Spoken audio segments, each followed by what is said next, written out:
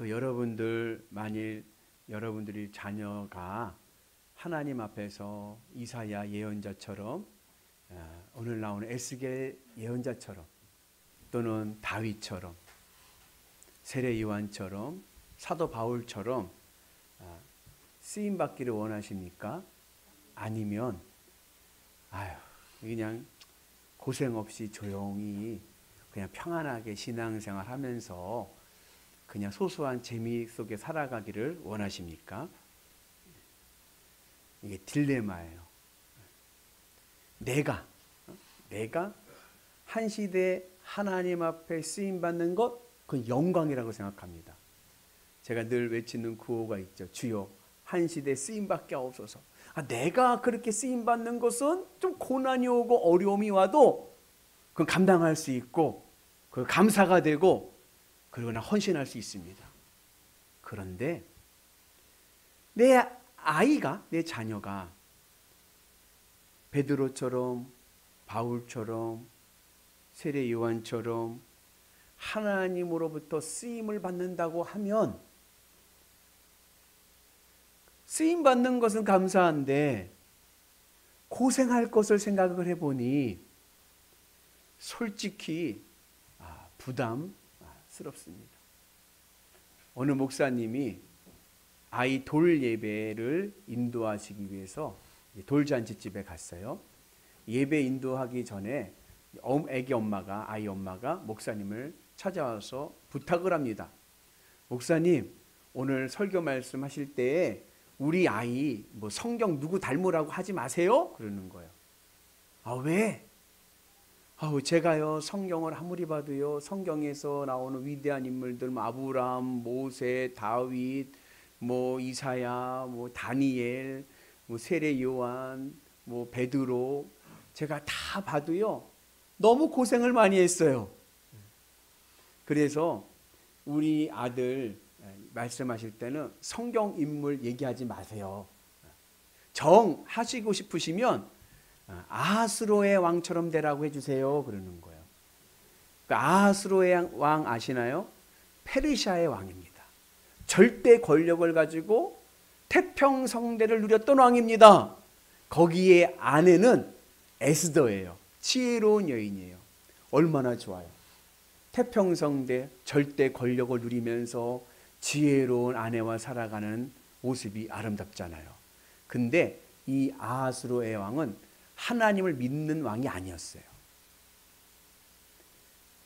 근데 부모의 마음이 이와 같은 거예요. 내가 쓰임받는 것은 감당하겠는데 우리 아이가 쓰임받는다는 것은 아이가 고생할 것이 눈에 보이니까 그게 결단하기가 쉽지가 않은 거예요. 그러나 여러분, 한 시대 하나님 앞에 쓰임받는 것이 가장 귀하고 가장 가치 있고 그리고 가장 존귀한 인생이 될 줄로 믿습니다. 하나님의 뜻은요 근본적으로 선하고 그리고 복됩니다. 우리가 하나님의 뜻 할 때 좀 부담감을 느낄 때가 있어요. 특히 예수님께서 겟세마네 동산에서 기도하실 때 뭐라고 기도하셨냐면 내 원대로 하지 마옵시고 아버지의 뜻대로 하옵소서. 근데 그 하나님의 뜻이 뭐였냐면은 십자가에서의 고난이었습니다. 십자가에서의 죽음이었습니다. 그래서 우리가 가끔 가다가 이 하나님의 뜻 하면 주님의 십자가에서의 고난과 연결이 되어가지고 부담스럽고 그리고 무거운 마음을 주게 될 때가 있습니다. 그런데 본래 하나님의 뜻은요 쉽고 가볍습니다. 그래서 예수님께서도 뭐라고 말씀하셨냐면 나의 멍에를 메라. 나의 멍에는 쉽고 가볍다. 하나님의 뜻은요 쉽고 가볍습니다. 그리고 하나님의 뜻을 이루어갈 때 우리의 삶이 하나님의 선하심과 인자하심과 복되심의 은혜가 임하게 될 줄로 믿습니다. 우리 옆분한테 한번 격려하겠습니다. 하나님의 뜻은 쉽고 가볍습니다. 아멘. 네. 겁내지 마시고 주님의 뜻을 이룰 수 있는 은혜가 있기를 축복합니다. 문제는 하나님의 뜻에 있는 게 아니에요. 하나님의 뜻은 쉽고 가벼운데 내가 그 하나님의 뜻을 자꾸 잘라내는 데 있네요. 끊어버리는 데 있습니다. 내가 내 삶이 하나님의 뜻을 끊어내서 하나님의 뜻이 흐르지 못하게 하는 것이 문제지요. 이 세상에 무엇이 하나님의 뜻을 끊어내는가? 일본의 사무라이 아시죠? 칼을 잘 쓰잖아요. 일본인 사무라이 중에 칼을 제일 잘 쓴 전설적인 인물이 있습니다. 미야모토 무사시라고 하는 사무라이인데 그가 아무리 칼을 잘 쓴다 해도 그의 칼솜씨로는 하나님의 뜻을 끊을 수가 없습니다. 또 칼하면 무슨 칼이 유명하냐면은 조자룡, 중국 삼국시대 때 썼던 조자룡의 청홍검이 유명해요. 그 아무리 좋은 청홍검으로 하나님의 뜻을 자른다고 해서 끊어낸다고 해서 끊어지는 것이 아닙니다. 이 세상 어떠한 무기도 하나님의 뜻을 끊을 수가 없습니다. 단 하나가 있습니다. 하나님의 뜻을 끊어내는 단 한 가지 요소가 있습니다. 그것이 무엇이냐면 선민의 더러움입니다. 선민의 더러움이 하나님의 뜻을 끊어내고 하나님의 뜻의 열매를 차단시켜버리고 맙니다. 그래서 오늘 우리가 하나님의 뜻을 끊어내는 선민이 아니라 하나님의 뜻을 흐르게 하는 하늘 백성 되는 은혜가 있기를 주님의 이름으로 축복합니다. 오늘 말씀은 예루살렘의 멸망을 말씀합니다. 예루살렘이요, 이제는 멸망할 수밖에 없는 피를 흘린 성읍이 되었습니다. 피를 흘린다는 것은 뭐냐? 죽음을 얘기하는 거죠. 피가 막 흐르면 죽지 않습니까? 피를 흘린다는 것은 죽음을 의미합니다. 하나님의 도성 예루살렘이 죽음이 가득한 피를 흘린 성읍이 되었습니다.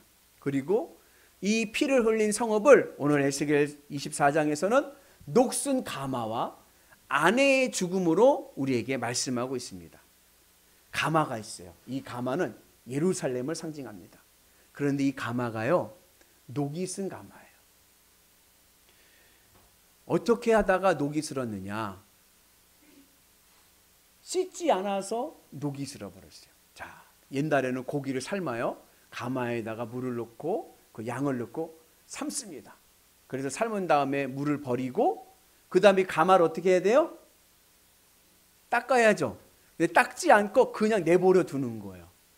그러면은 그 안에 있는 가마가 찌꺼기들로 굳겠죠. 그죠? 그리고 또 쓰는 거예요.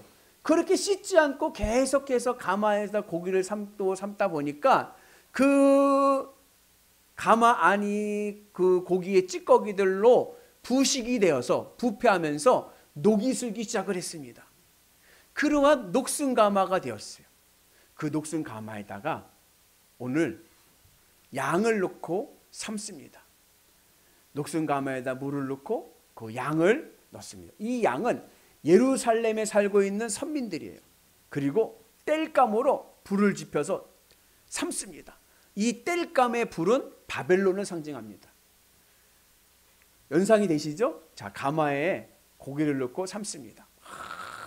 불 막 삶는 거예요. 얼마나 열을 막 가열하고 삶는지, 오래 삶았는지 고기가 흐물흐물해지고 뼈가 녹아들기 시작을 했습니다. 뼈들도 막 흐물흐물해졌어요. 그래도 막 계속 그냥 삶아요. 그러면 어떻게 되죠? 그러면 국물이 쫄아요. 그죠? 국물이 쫄았습니다. 근데도 계속 불을 지피고 있어요. 그러면 어떻게 될까요?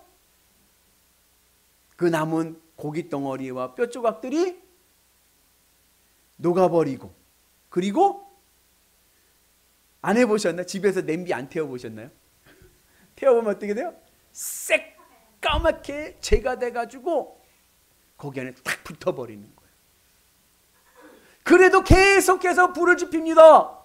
얼마나 불을 지폈던지 그 찌꺼기들이, 그리고 그 안에 가마에 있던 녹들이 다 녹아 없어지는 거예요.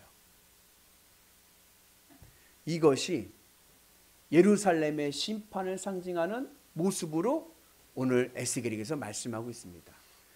예루살렘이 주전 587년에 바벨론에 의해서 멸망을 당하게 되었는데 그 멸망당하기 18개월 동안, 그러니까 주전 589년서부터 587년 동안 한 대략 18개월 동안 바벨론이 예루살렘을 포위했습니다. 포위해가지고 모든 복음로를 차단시켰어요. 그 모습을 하나님께서 에스겔에게 환상을 통해서 보여주시는 거예요. 녹순가마가 불에 지펴가지고 녹아지는 모습을 보여주고 있습니다. 성경에서 피는 생명입니다. 피가 생명은 정결하고 깨끗합니다. 왜냐하면 생명이 깨끗한 이유는 그 생명 안에는 하나님의 뜻이 흐르기 때문에 그런 거예요. 반면에 생명이 끊어진 죽음은 부정합니다. 왜냐하면 죽은 송장에는 더 이상 하나님의 뜻이 흐르지 않기 때문에 그래요. 피를 흘린다는 것은 죽음을 의미합니다. 내가 죽은 거예요. 피가 돈다는 얘기 들어보셨죠? 피가 돈다는 것은 살아있다는 겁니다. 피가 돈다는 것은요, 내 삶 속에 하나님의 뜻이 활동하고 있다는 것을 보여주는 거고, 피를 흘렸다는 것은 죽음을 의미합니다. 하나님의 뜻이 끊어졌다는 것을 말씀하고 있습니다. 예루살렘이 녹슨가마가 되어가지고 이제는 더 이상 하나님의 뜻이 흐르지 않는, 하나님의 뜻이 끊어져 버린 그러한 피를 흘린 성읍이 되었습니다. 왜 그렇게 되었을까요? 그 안에 찌든 찌꺼기 죄 때문에 그런 거예요. 무슨 죄가 결정적이었느냐? 이 선민의 더러움 중에 미신신앙이 결정적이었습니다. 미신신앙이라는 것이 무엇이냐면 이런 거예요. 믿음은 없어요. 믿음은 없고 몸만 교회에 오는 거예요.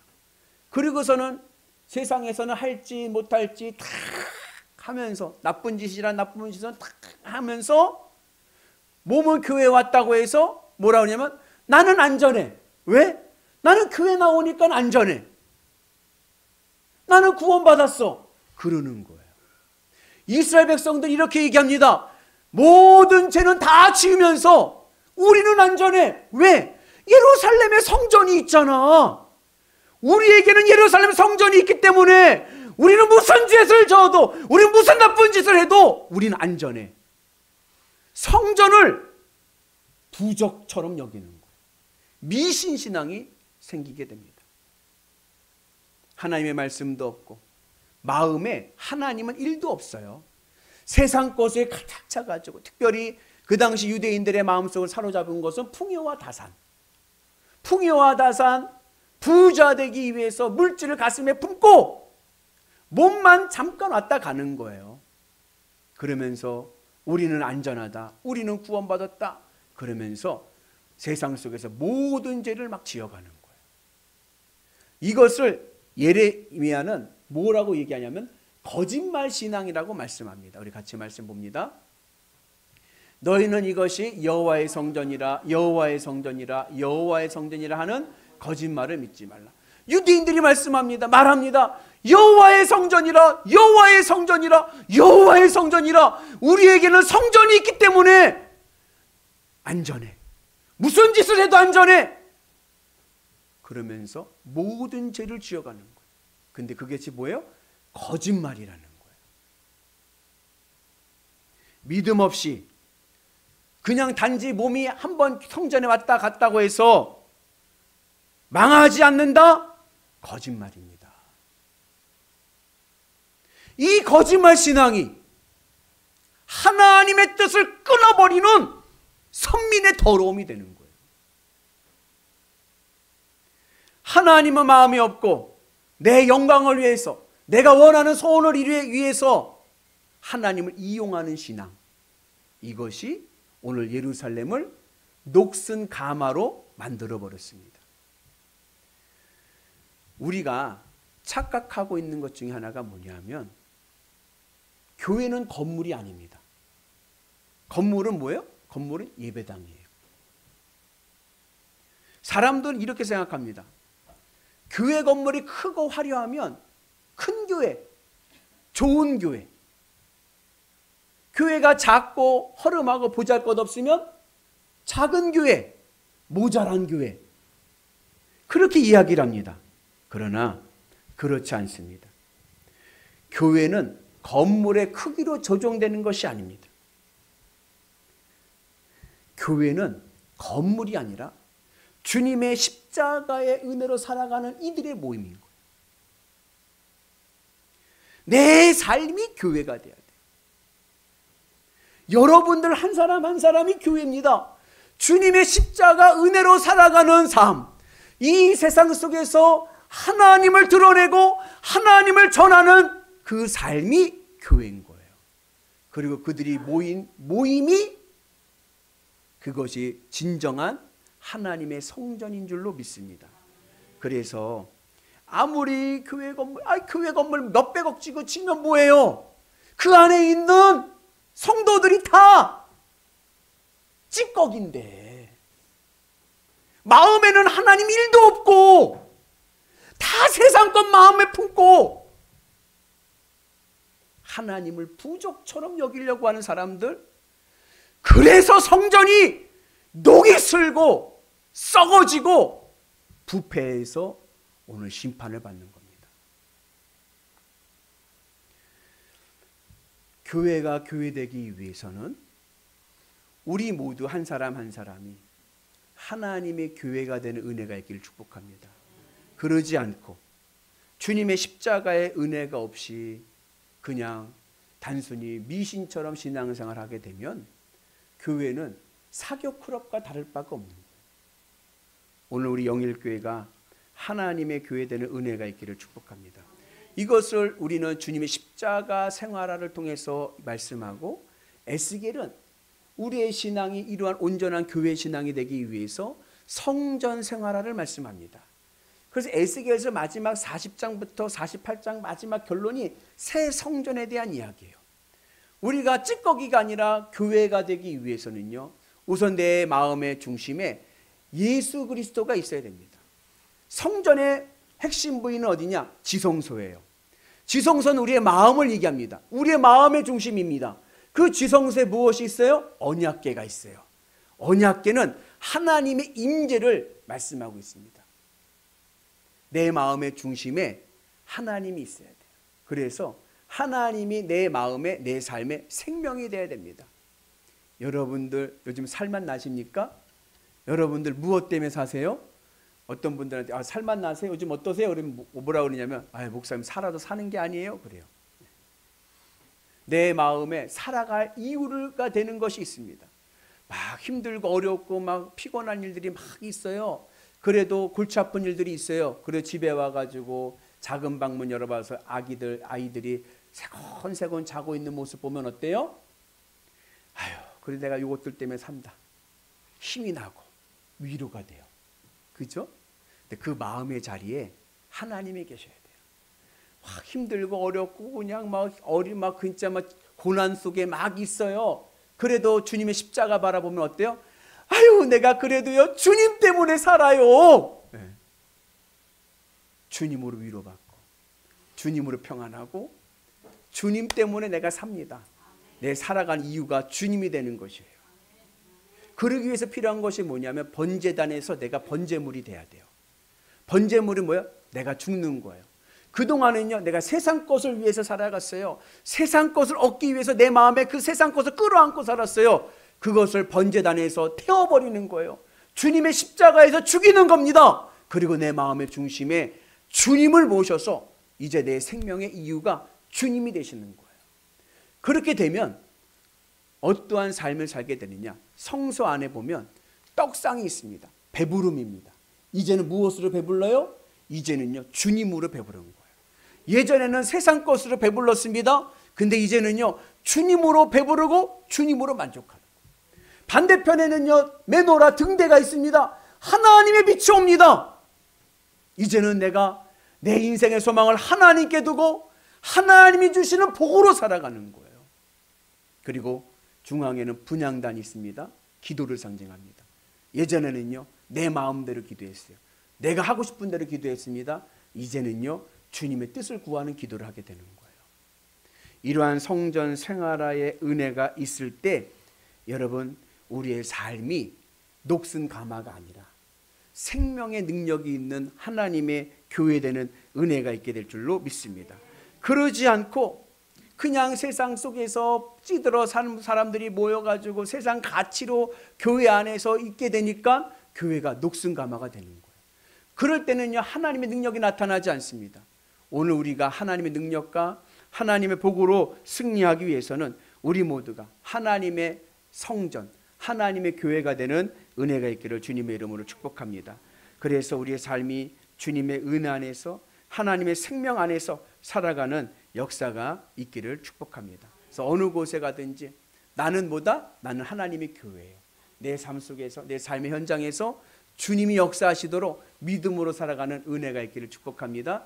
그렇게 믿음으로 살아가는 성도들 하나님의 교회에 나타나는 증거가 있습니다. 그것은 무엇이냐면 평강이에요. 우리 같이 말씀 읽습니다. 너희에 대한 나의 생각을 내가 아노니 평안이요 재앙이 아니니라. 너희에게 미래와 희망을 주는 것이니라. 내 삶이요 하나님의 교회가 되면요 내 마음에 무엇이 오냐면요 평강이 옵니다. 어떠한 환경에서도 어떠한 어려움에서도요 걱정하지 않고요 평안합니다. 왜요? 주님이 나와 함께 계시고 주님의 뜻이 내 삶 속에 흐르고 있기 때문에, 주님의 뜻이 나에게 활동하고 있기 때문에 어떠한 상황 속에서도 평강을 찾아가고 그리고 미래와 소망 가운데 살아갈 수가 있습니다. 그런데 하나님의 뜻이 끊긴 사람은 어떠냐? 그런 사람들은 늘 근심과 걱정과 원망과 절망 속에서 살아가게 됩니다. 바라기는 오늘 우리가 주님의 은혜 안에서 하나님의 평강이 넘쳐나기를 축복합니다. 세상 것을 끌어안고 있던 내 마음의 이 찌꺼기를 오늘 내려놓고 주님을 내 마음에 모시고 주님으로 기뻐하며 내 삶 속에서 주님 동행하고 나타나심을 통하여 우리의 삶이 하늘의 은혜의 복을 누리는 위대한 성도 되시기를 주님의 이름으로 축복합니다. 그럴 때 우리의 삶이요 형통해지고요 생수의 강이 넘쳐나는 은혜가 있게 될 줄로 믿습니다. 그리고 이 내용을 오늘 에스겔이 자신의 삶의 체험을 통해서 또 말씀합니다. 그게 뭐냐면 에스겔의 아내가 죽었어요. 여러분 부부는 몇 촌이죠? 예? 빵촌, 무촌이에요. 왜 빵촌이에요? 틀렸어요. 예. 왜 빵촌이냐면 너무 가까워서 나눌 수가 없기 때문에 그런 거예요. 진짜예요. 예. 너무 가까워서 구분될 수가 없기 때문에 무촌인 거예요. 부부관계는요 여러분 가릴 것이 없습니다. 허물이 없습니다. 그죠? 인간관계의 1순위는 부부관계인 거예요. 여러분 제가 우리 교회 예전에 다니던 부부 중에 중학교 2학년 때부터 연애를 해가지고 결혼하신 집사님 부부가 있었어요. 그분한테 예전에 한번 들었더니 그런 얘기 하더라고요. 중학교 2학년 때 연애를 해가지고 10년 넘게 연애를 해가지고 결혼을 했어요. 결혼할 때 이 집사님은 너는 내 손바닥 안에 있다. 다 안다라고 생각을 하고 결혼을 했대요. 근데 결혼하고 생활해 보니까 뭘 깨달았느냐? 내가 이 사람을 너무 몰랐구나. 살아보니까 전혀 다르더라고요. 부부가 무천인 이유는 허물 없이 가장 가까운 사이이기 때문에 그렇습니다. 가식이 없어요. 부부관계는 가식이 없는 거예요. 다 보여주는 거예요. 여러분들은 저의 실체를 잘 모릅니다. 저의 실체를 제일 잘 아는 사람은 저희 아내죠. 여러분들 저를 절대 알 수가 없습니다. 그만큼 부부관계는 긴밀하고 그리고 친밀합니다. 그래서 결혼식 할 때 주례사 선생님들이 늘 하시는 말씀이 뭐예요? 비가 오나 눈이 오나 기쁠 때나 슬플 때나 검은 머리가 팥불이 될 때까지 함께 하시겠습니까? 묻습니다. 부부는요 늘 함께 하는 거예요. 특별히 중년이 넘어간 남자들에게 아내는요 절대적입니다. 그래서 이사를 갈 때 남편들이 집에서 키우는 반려견 해피를 꼭 안고 있는 이유는 버림받지 않기 위해서인 거예요. 두고 가거든. 여자와 남자는 다릅니다. 제가 가만히 들어보면 중년이 넘어선 여자분들은 남편을 되게 거추장스럽게 여겨요. 좀 어디 좀 나갔다 오면 좋겠대요. 근데 남편은 달라요. 호르몬의 변화인지 몰라도 남자는요, 나이가 들면 들수록 더 아내를 더 의지합니다. 애가 되듯이 의존하고 탁 붙어 있기를 원해요. 심리적인 안정감을 아내를 통해서 얻습니다. 그런데 오늘 아내가 죽었어요. 비가 오나 눈이 오나 기쁠 때나 슬플 때나 검은 머리가 팥불이 될 때까지, 아니 저 하늘 천국 갈 때까지 나와 함께 해줘야 되고 내가 의지해야 될 안식처인 성전이 죽었습니다. 성전의 죽음을 오늘 에스겔은 아내의 죽음을 통해서 깨닫게 되는 겁니다. 내 인생의 전부였는데, 내 인생의 동반자였는데, 영원히 나와 함께 갈 수 있는 사람이라 생각했는데 그의 아내가 죽는 모습을 보면서 하나님의 성전이 무너지고 나와 함께 하시는 하나님이 끊어지는 모습을 깨닫게 됩니다. 여러분, 우리가 구원받는 이유는 주님이 나와 함께 하시기 때문입니다. 우리가 주님의 은혜 안에서, 하나님의 은혜 안에서 주님과 동행할 수 있는 은혜가 있기를 주님의 이름으로 축복합니다. 그러기 위해서는요, 하나님의 뜻이여 내 삶 속에 생수의 강같이 흘러야 됩니다. 내 삶이 교회가 돼야 돼요. 주님과 늘 동행하며 살아가야 돼요. 그럴 때 우리 영일교회가 하나님의 은혜로 든든해지고 우리 한 사람 한 사람이 하늘의 복으로 채워지는 역사가 일어나게 될 줄로 믿습니다. 교회는 건물이 아닙니다. 교회는 내 삶입니다. 내 삶의 현장에서 하나님의 임재하심을 경험하고 하나님을 드러내는 은혜가 있기를 축복합니다. 한때 기독교 인구가요 1200만 명이 넘은 적이 있습니다. 저 신학교 갈 때만 해도요, 기독교 인구 하면요 1000만 명이 넘었다. 대한민국의 4분의 1이 기독교인이다. 그렇게 자랑했었어요. 그리고 1200만까지 자랑을 했습니다. 근데 지금은 통계상 기독교인이 얼마나 되느냐? 600만 명입니다. 절반으로 줄었죠. 더 놀라운 사실은요, 오늘 여러분들은요 대단한 분들이에요. 오늘 주일 예배 나오셨잖아요. 주일 예배 지키는 기독교인이 몇 명인 줄 아세요? 250만 명밖에 안 돼요. 기독교 인구들이 줄고 있습니다. 어떻게 하다가 한국교회가 이렇게 무너지고 있습니까? 교회가 녹슨가마가 되었기 때문에 그렇습니다. 건물은 화려한데 그 안에 있는 선민들은 찌꺼기가 돼버려요. 녹이 쓸어버렸습니다. 생명력이 없습니다. 하나님의 뜻이 없습니다. 다 자기 욕심, 다 자기 영광을 위해서 나오는 것이지 하나님의 뜻은 없는 거예요. 그래서 교회가 힘을 잃어가고 있습니다. 오늘 내 인생이 하나님의 복으로 부흥되기를 원하십니까? 교회가 돼야 돼요. 내 삶의 기쁨의 이유가, 생명의 이유가 주님이 되는 은혜가 있기를 축복합니다. 늘 주님과 늘 동행하면서 내 마음의 안식처는, 의지처는 주님밖에 없습니다. 주님만을 의지하고 믿음으로 가는 위대한 성도들 되시기를 주님의 이름으로 축복합니다. 대한민국에서 제일 좋은 교회, 영일교회. 영일교회가 제일 좋은 교회가 되기 위해서는 우리 모든 성도가 교회가 되어야 될 줄로 믿습니다.